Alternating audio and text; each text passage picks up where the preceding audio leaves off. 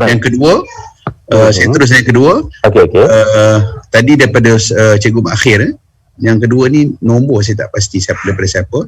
Ustaz, menurut eskatologi Nabi Ibrahim AS mempunyai 3 isteri, Sarah, Hajar dan juga Qanturah. Dan kita di Nusantara ini dari sisilah Qanturah. Adakah kita ini mempunyai kaitan dengan Bani Israel dan diistilah Lost Tribe yang dicari-cari oleh Bani Israel? Penjelasan Syed. Okey, berkenaan dengan eskatologi, Ibrahim punya 3 isteri, Sarah, Hajar dan Qanturah ini tadi, dan dikatakan juga kita ni daripada Qanturah, silsilah Qanturah. Adakah kita ni punya kaitan dengan Bani Israel? Bani Israel yang dimaksudkan dengan Israel itu ialah Yaqub.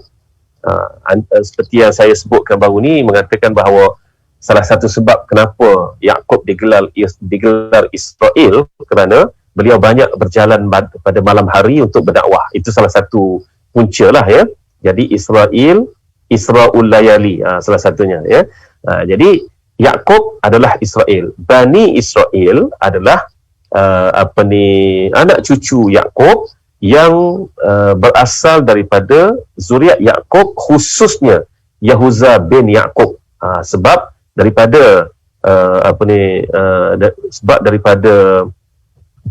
daripada anak-anak Yaqub yang ramai itu tadi, salah seorangnya yang paling ramai zuriat iaitu Yahuza bin Yaqub, dan daripada sinilah lahirnya pula apa disebut sebagai Yahudi.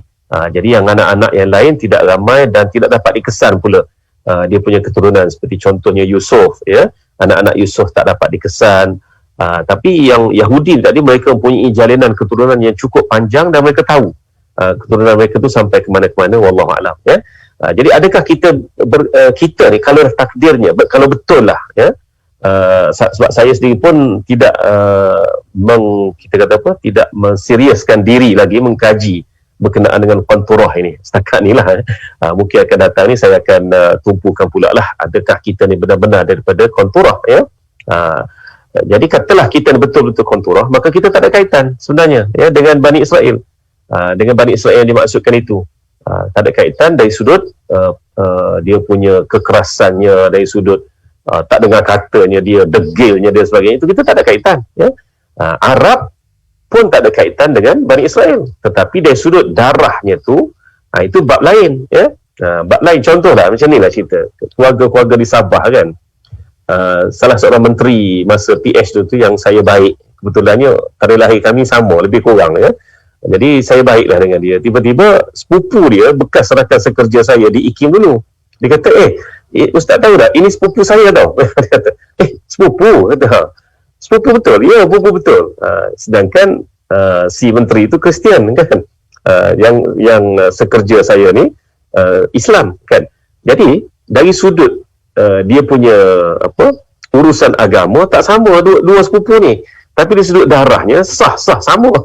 Sebab daripada datuk yang sama kan, macam itulah hubungan kita. Kalaulah ditakdirkan kita ni betul-betul daripada Qanturah ya, maka urusan kita bersaudara itu, kita bersaudara dengan semua orang ya kan, bersaudara dengan semua orang. Tapi kalau takdirnya kita ni juga adalah Qanturah, anak cucu Qanturah, sedangkan Israel adalah anak cucu Sarah ya, maka itu saja urusan kita, dan kita tidak akan ada kaitan dengan Bani Israel yang perangainya seperti mana disebut dalam Al-Quran itu tadi.